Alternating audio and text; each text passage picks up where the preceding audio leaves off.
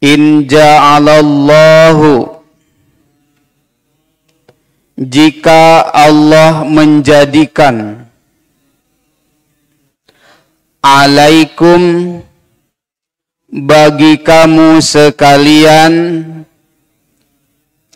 al-laila, malam, sarmadan, terus menerus, ila yaumil qiyamati, sampai hari kiamat.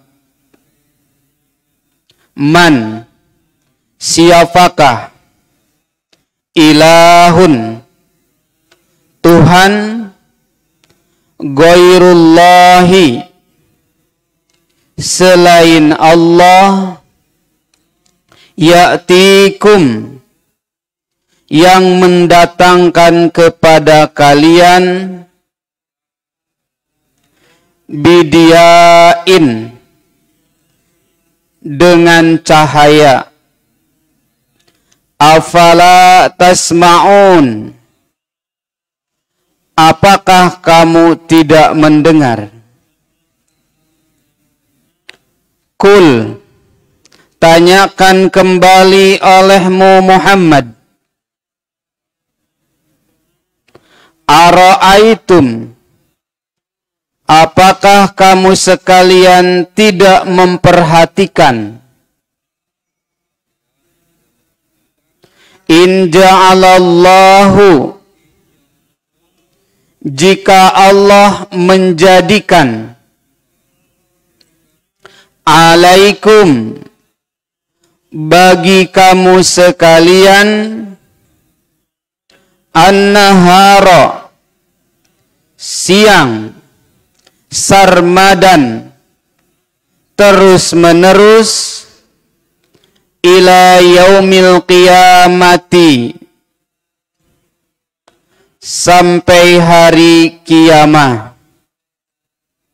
Man, siapa, ilahun, Tuhan, ghairullahi, selain Allah, ya'tikum, yang akan mendatangkan kepada kalian,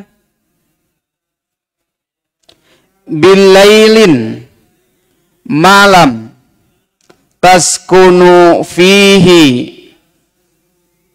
yang kamu sekalian beristirahat di dalamnya. Afala tubsiruna, apakah kamu sekalian tidak memikirkannya? Wa mir rahmatihi, dan dari sebagian rahmatnya,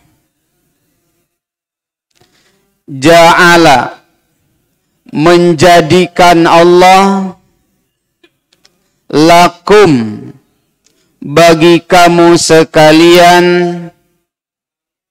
al-laila, malam, wan nahara, dan siang, litaskunu fihi, supaya kamu beristirahat di dalamnya, walitabtagu, dan supaya kamu mencari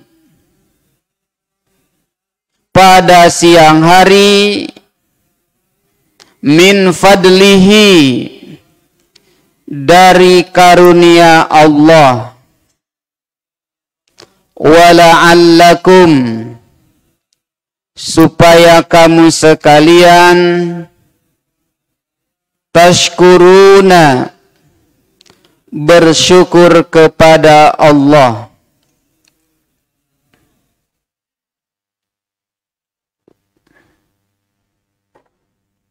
Alhamdulillahi rabbil alamin, wa bihi nasta'inu ala umuri dunya waddin.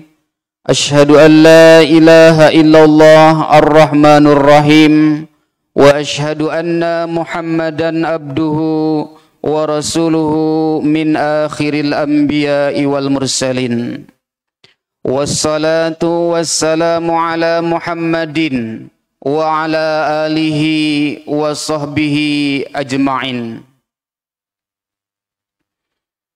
Jamaah subuh Sabtu yang dimuliakan Allah, yang biasa kajian tafsir bahasa Sunda oleh Profesor Kiai Haji Abdurrahman,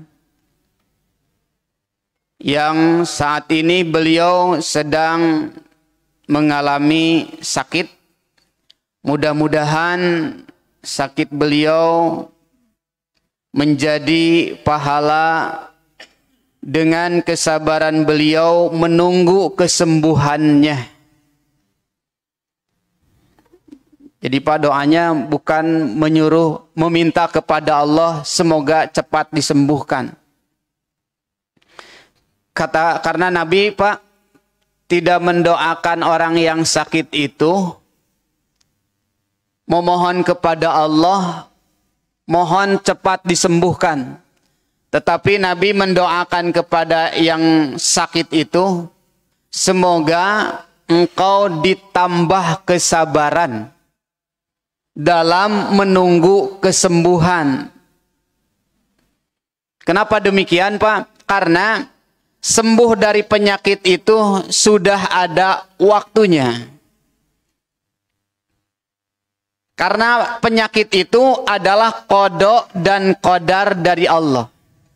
Ketika sakit, kita itu terkena dengan qada dan qadar Allah. Ketentuan Allah yang ketentuan tersebut sudah ada waktunya.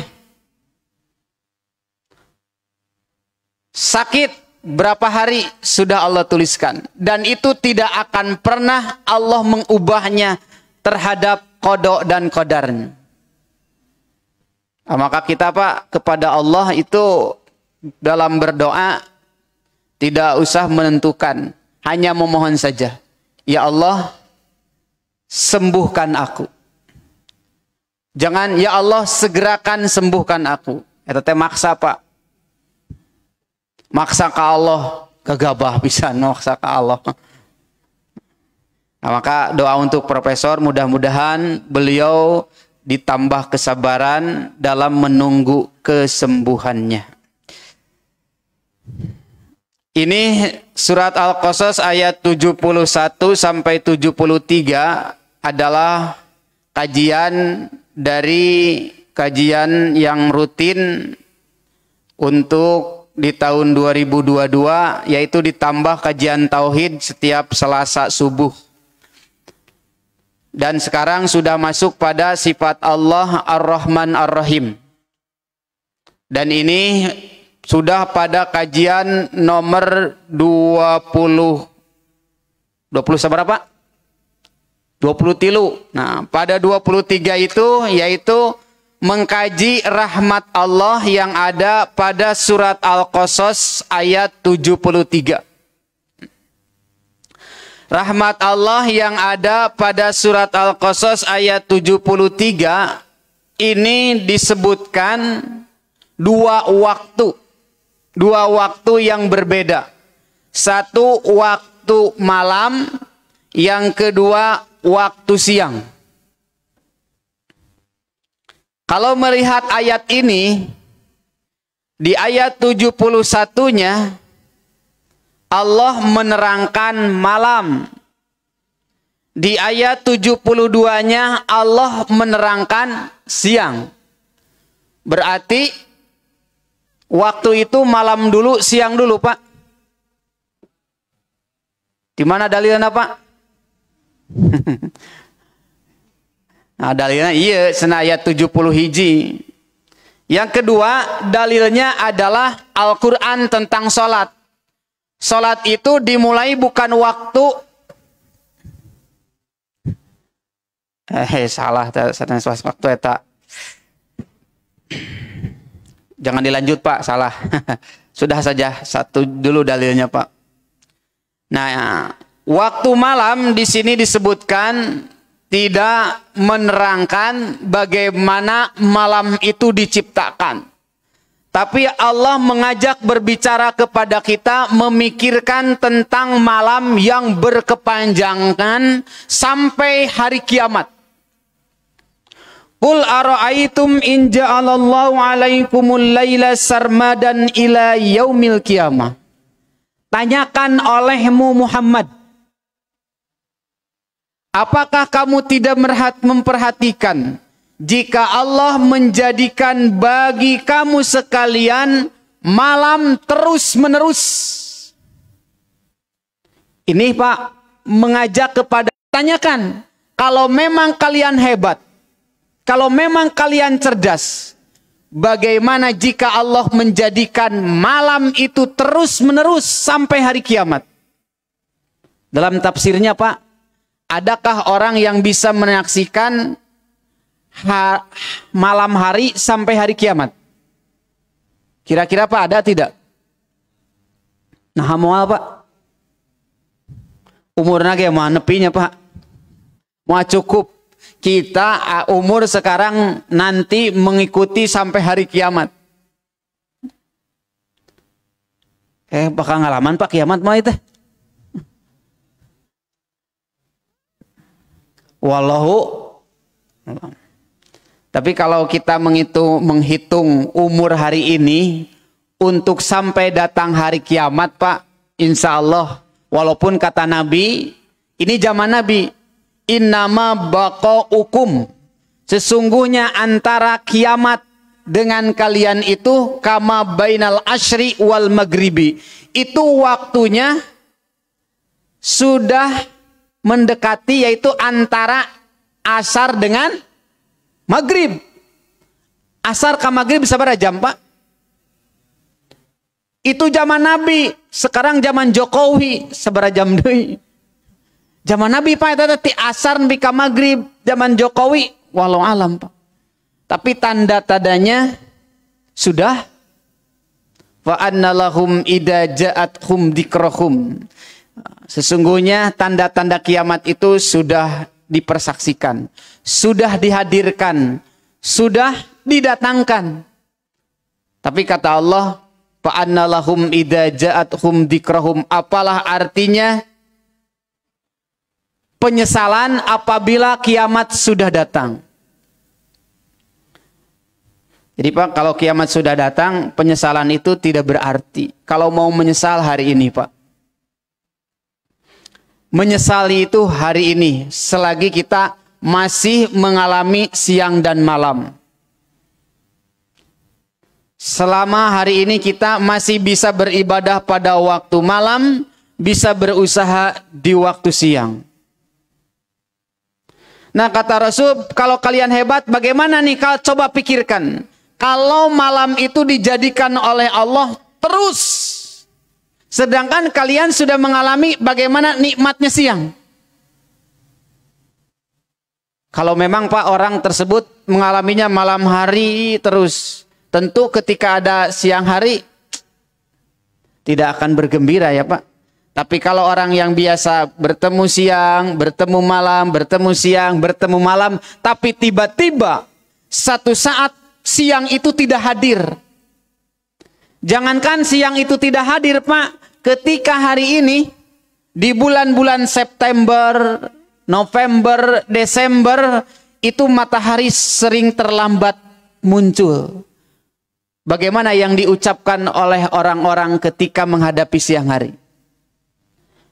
Itu teh jangankan malam terus-menerus Pak, ini matahari terlambat datang, bukan terlambat, karena tertutupi dengan mendungnya langit. Sudah gundah gulana, sudah kecewa, sudah resah. Ini bagaimana kalau terus-menerus sampai hari kiamat? Itu pun kalau kita umurnya cukup. Kebayang banyak. Padahal Pak, secara teori yang ada hari ini, yang berlaku hari ini, secara sunatullah, bumi itu memerlukan matahari. Apabila bumi mencoba menjauhkan diri dari matahari, maka makhluk hidup yang ada di bumi ini secara hukum alam akan mati. Kenapa? Karena sumber energi tertutupi. Karena sumber energi tidak sampai ke bumi. Bumi itu Pak, jarak dari matahari nomor berapa Pak? Planet ke nomor berapa dari matahari ke bumi? Kasabaraha? Me, pe, bu, nebut kenu katilu eta pinter tah fisikana baheula. Me, fe, bu, Merkurius, Venus, bumi. Nah, jaraknya hanya 3 Pak. Dari Merkurius dan Venus. Merkurius panas sekali karena terlalu dekat dengan matahari. Secara teori alam itu tidak ada kehidupan. Karena derajat matahari itu Pak, panasnya ada 150 juta Fahrenheit. Bukan Celcius Pak. Itu derajat tertinggi ukurannya adalah Fahrenheit. Ini 150 juta derajat Fahrenheit. Wah, Pak moal aya nu kuat apa? Tidak ada yang kuat menghadapi panas matahari. Jangankan panasnya Pak. Cahayanya saja kita tidak bisa berpandangan tatap mata langsung dengan matahari kalau tidak ada pelantara. Kuat Pak matahari. Ya, menghadapi cahaya Allah, cahaya matahari saja kita tidak bisa melihat. Allah itu nurun ala nurin, cahaya di atas cahaya. Yang dengan cahaya Allah yang tidak ada menjadi ada. Manusia itu sebetulnya tidak ada, tapi karena ada cahaya Allah menjadi ada.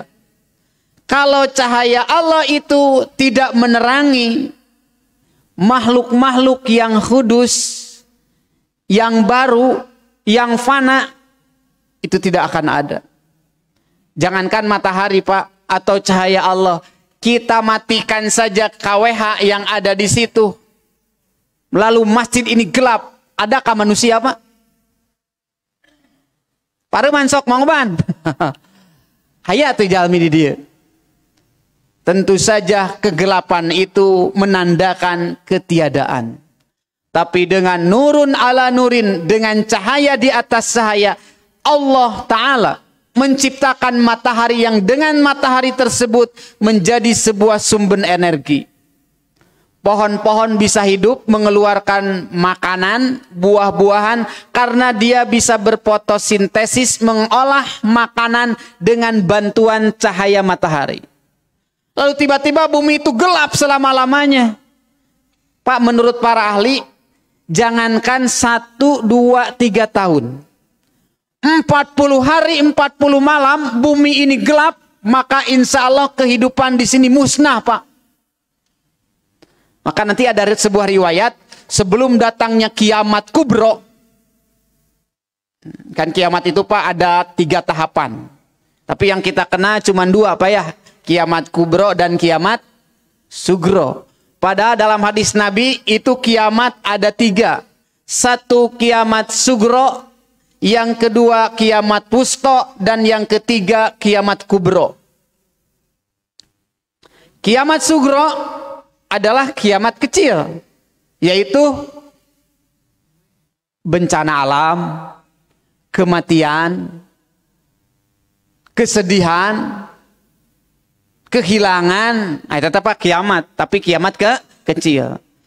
Kalau kematian kiamat karena kehilangan anggota keluarga. Yang kedua kiamat wusto, yaitu kiamat pertengahan, yaitu hancurnya sebuah pribadi, hancurnya sebuah rumah tangga, hancurnya sebuah bangsa. Nah, itu apa kiamat wusto. Hancurnya keyakinan pribadi seseorang adalah kiamat wusto Pak. Tiba-tiba kita frustasi, putus asa. Merasa menjadi orang yang paling susah di dunia. Kenapa paling susah di dunia? Istri meninggal. Usaha bangkrut. Teman-teman menjauhi. Akhirnya orang tersebut merasa frustasi dengan siapa dia harus berbicara. Kepada siapa harus mengadu? Ketika kaya, teman-teman dekat. Istri ada, usaha jalan, tenang. Tapi ketiga itu dicabut oleh Allah. Dia itu adalah mengalami kiamat wusta, kiamat pertengahan. Pak, sebetulnya kalau orang sedang kesusahan, dijauhi oleh sahabatnya, oleh keluarganya, itu adalah rahmat Allah, Pak. Rahmat Allah bagaimana kalau kita bangkrut tiba-tiba dijauhi orang? Kira-kira rahmat atau laknat, Pak? Sok, Pak. Iya, Mak. Kalau kita berpikir sedang mentadaburi Al-Quran, kul aro'aitum, tanyakan olehmu Muhammad, apakah kamu tidak memperhatikan? Ini al-lail, Pak, adalah sebuah majaj, bisa disebutkan majaj. Al-lail itu kegelapan. Kegelapan itu korelasinya adalah dengan kesusahan. Orang sedang susah, istri meninggal, usaha bangkrut, saudara menjauhi, teman-teman tidak ada yang dekat. Kalau sedang susah kita dijauhi oleh orang-orang, itu sebetulnya rahmat Allah, Pak. Rahmat Allah bagaimana? Kalau kita sudah bangkrut, lalu teman-teman yang masih kaya tetap dekat dengan kita, kita akan malu, Pak. Akan semakin rendah diri. Betul, Pak? Kalau tadinya kita tahu orang sukses, tiba-tiba jatuh kesuksesan kita, apakah malu, Pak? Tidak. Malunya, Pak. Malu. Makanya dijauhkan. Orang-orang yang dulunya memuji, menjauh. Supaya kita menikmati kesendirian. Kata Imam Al-Ghazali, Pak, kalau kita merasa menjadi orang yang paling susah, menjadi orang yang paling menderita, ziarah kubur. Nah, oncenanya hubungan anak ketika susah, kita disuruh ziarah kubur. Adakah hubungannya, Pak? Kira-kira? Nyalamun orang kersusah, Pak Ima. Kata Imam Al-Ghazali, itu Hujatul Islam, Pak, gelarnya. Hujatul Islam.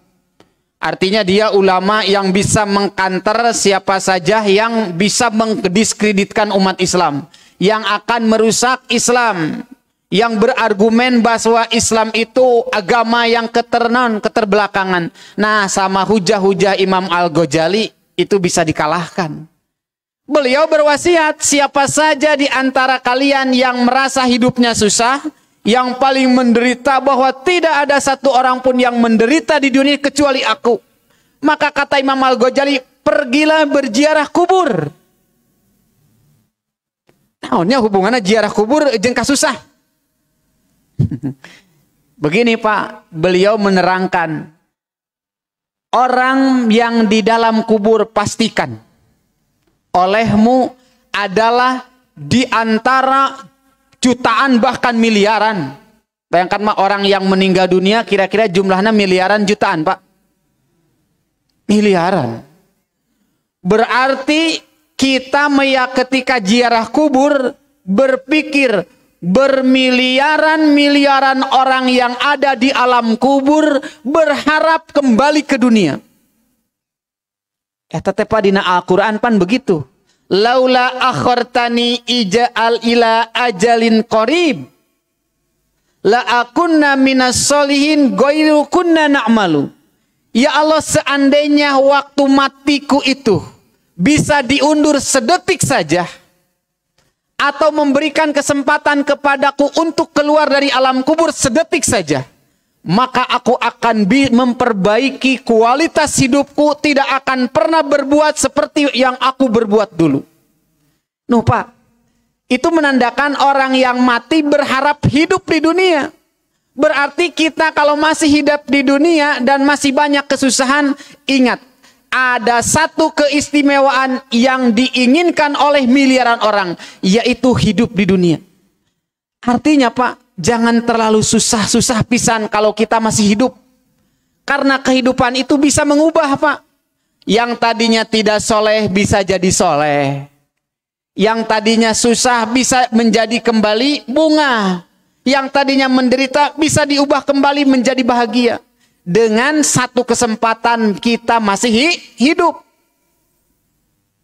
Sama batur geus maot Pak, minta sedetik wae ku Allah dikadunyakeun teu dibere. Urang masih kena hirup di dunia, masih kena gelisah.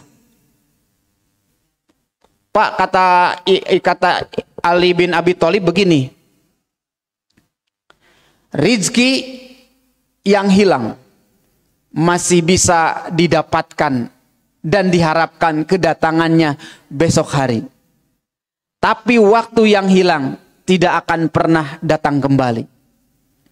Hidup yang hilang ketika sudah kita meninggal tidak akan pernah kembali. Jadi kalau kita masih hidup hari ini bisa menyaksikan siang hari, masih menikmati malam hari. Nah, maka Pak di ayat 73-nya itu diakhiri penerangan siang dan malam hari itu dengan la'allakum tashkurun. Kami terangkan demikian itu supaya kalian tetap bersyukur.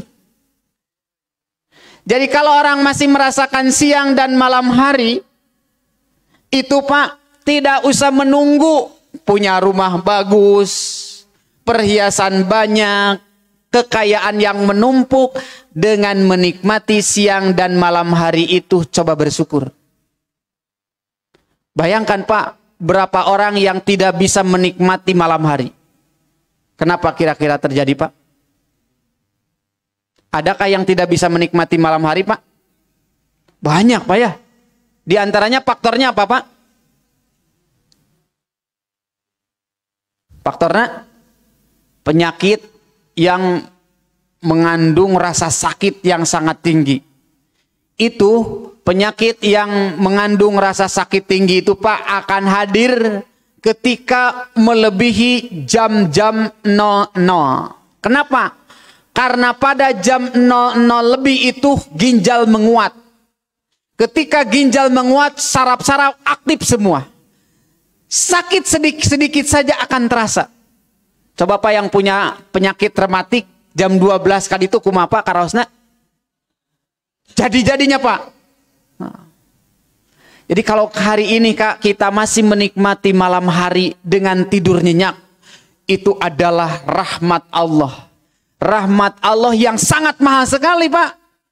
Kalau rahmat itu sudah dicabut, dengan apa kita membeli bisa tidur malam? Bisa Pak, bisa membeli tidur? Bisa? Kunaon tadi beliin apa? Bisa tuh bisa itu Pak. Teu tiasa. Cenah eta aya obat tidur. Obat tidur. Kalau bapak dan ibu terbiasa minum obat tidur, misalkan merek Kelap yang paling murah, itu dikonsumsi terus-menerus, akhirnya dosisnya akan naik. Akhirnya tubuh kita kebal, tidak bisa menerima obat tersebut. Bisa menerima obat tersebut Pak, Bu, jika dosisnya ditaikan.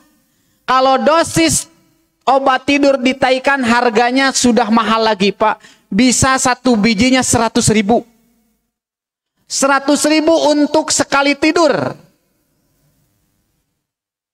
Berarti tidur orang Pak sebulan seberapa kali Pak? 100.000 ya kada ya 100.000. Berarti jang bobo hungku sabaraha juta? 3 juta. Berarti kalau hari ini kita bisa tidur nyenyak tanpa obat, sudah mendapatkan nikmat nilai 3 juta per bulan Pak. Sare hungkul Pak ta 3 juta. Teu nanaon bisa menang duit 3 juta kalau diuangkan. Jadi kira-kira Pak dengan ayat ini kita masih merasa susah Pak atau sudah ternyata banyak yang harus disyukuri. Dapat teboga alpad, teboga imah loba, tidak punya imah lega, tidak punya emas banyak, 1 minggu. Mana naon Pak? Kayak udah diukurna nah begitunya. Teboga mobil saminggu, misalkan minggu hareup ya bakal boga mobil, saminggu ieu puasa teboga mobil. Minggu depan kita akan punya emas banyak. Nah sekarang puasa tidak punya emas banyak.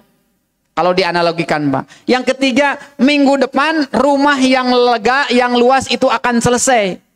Kira-kira Pak, seminggu tidak pakai emas, seminggu tidak pakai mobil, seminggu tidak tinggal di rumah, tidurnya di masjid meninggal tuh. Repot tidak? Tidak. Coba tidak bisa tidur seminggu. Tidak bisa tidur Pak seminggu.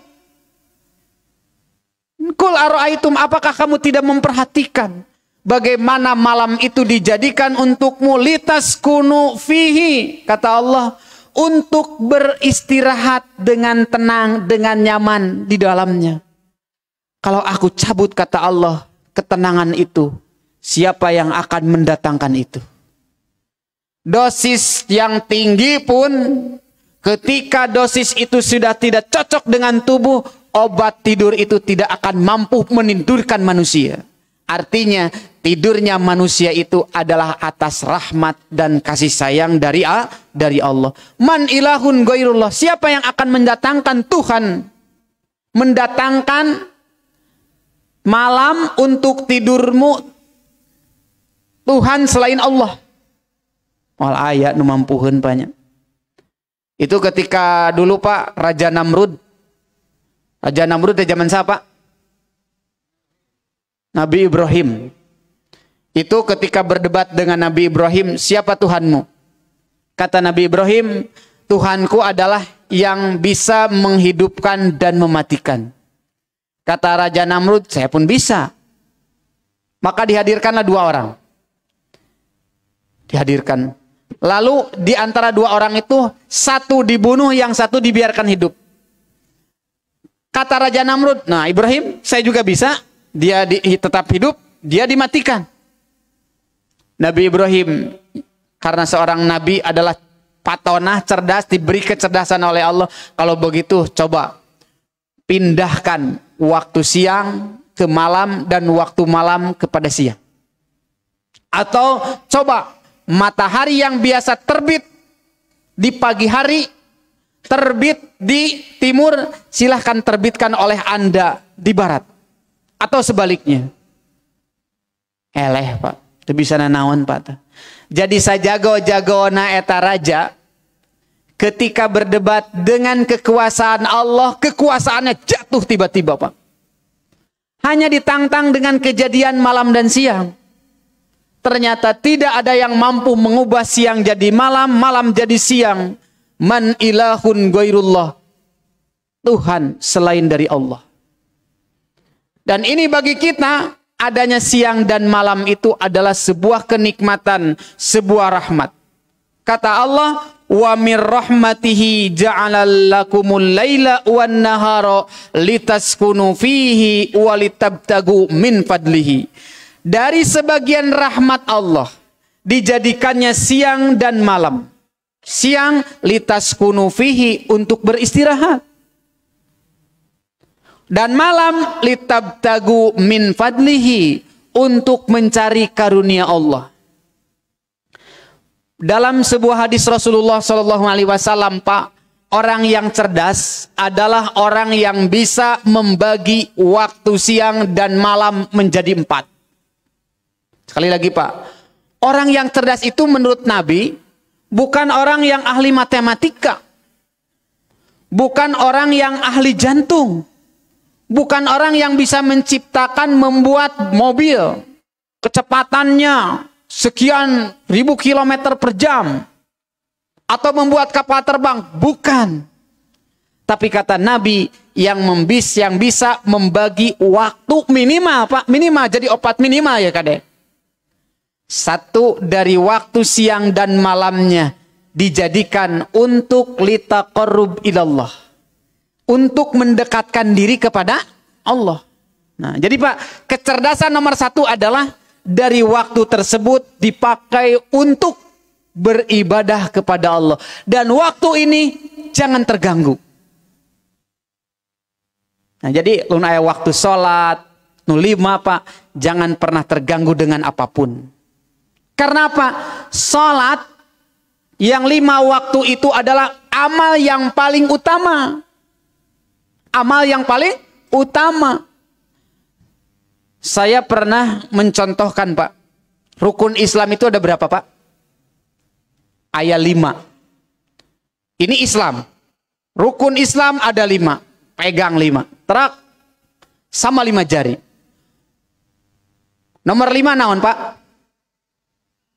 Rukun Islam nomor 5? Ibadah haji. Kita belum mampu ibadah haji. Berarti Islam belum dipegang dengan ibadah haji. Lepas tuh gelas. Ente. Nomor 4 naon, Pak? Bu? Zakat saum. Wios teu nyusun itu wios. Sahadat, salat, zakat, saum. Saum. Kita tidak mampu saum. Pertama faktornya karena sakit keras. Kedua karena sudah ketuaan tidak mampu saum. Masih terpegang Islam? Tidak ibadah haji, tidak saum, Islam masih dipegang. Nomor katilu naon, Pak? Zakat. Teu zakat apa? Saburang jalma miskin, bukan wajib zakat tapi wajib menerima. Masihkah Islam dipegang? Masih. Teu salat. Aya kene gelas? Gubragnya, Pak. Menjadi sepanggu hiji, sahadat teungku ngagubrak salat. Maka Pak, salat itu ibadah yang paling utama dalam Islam. Yang pertama kali kita ditanya tentang salat. Masing bager kabatur, ibadah haji berkali-kali, tapi salat ditinggalkan, tidak akan pernah terwadahi itu amal, Pak. Kalau salatnya tidak dilaksanakan. Matakpa tongkat tipu, jangan tertipu.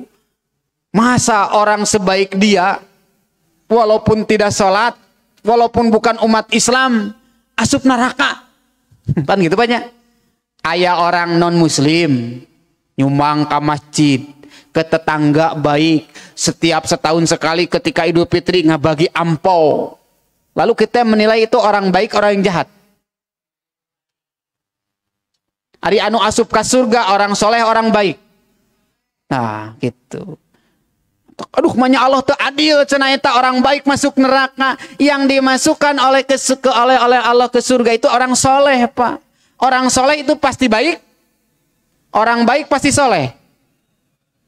Gitu Pak hukumna oke dibulak balik. Wes sakitunya orang baik itu belum tentu soleh. Kalau orang soleh tentu wah cenah eta aya haji, geto salat, geto ka masjid. Tapi teu bager. Soleh teu? Balikan deui. Aya haji, geto ka masjid, geto salat, tapi tara ngabagi ka tetangga. Soleh teu? Nah, nya teu soe mah hanya haji orang Islam. Sok salat, sok ka masjid. Soleh tuh, soleh, ngantu bager, kengke anu bakal asup ka surga teh bager ka Allah heula, bager ka jelema heula. Nu ditilai mah Pak ka Allah heula. Nanti hablum minallah, hablum minan. Kalau memang kita tidak mampu baik kepada manusia atau bager ka Allah. Nurut ke Allah. Nah, baru disempurnakan hablum minannas. Baik terhadap sesama manusia. Nah, jadi Pak, waktu-waktu yang Allah berikan itu harus bisa dibagi 4. Bertakorub kepada Allah. Salah satunya dengan sholat wajib 5 waktu. Wah, ada orang yang sholatnya getol, tapi maksiat. Ayah? Ibu-ibu getol salat tapi nggak gibah. Ibu-ibu getol salat tapi curhat wae. Ai curhat teh kagorengan kasayan. Ibu mencurhatkan suaminya kepada ibu-ibu yang lain, kira-kira kalusana kagorengan dicurhatkeun teh. Nah, rata-rata curhat maka gorengannya. Maka jauhilah curhat, Bu. Sebab kalau kita sering melakukan curhat yang isinya keburukan orang lain, itu sama dengan menyebarkan keburukan, membukakan aib orang lain.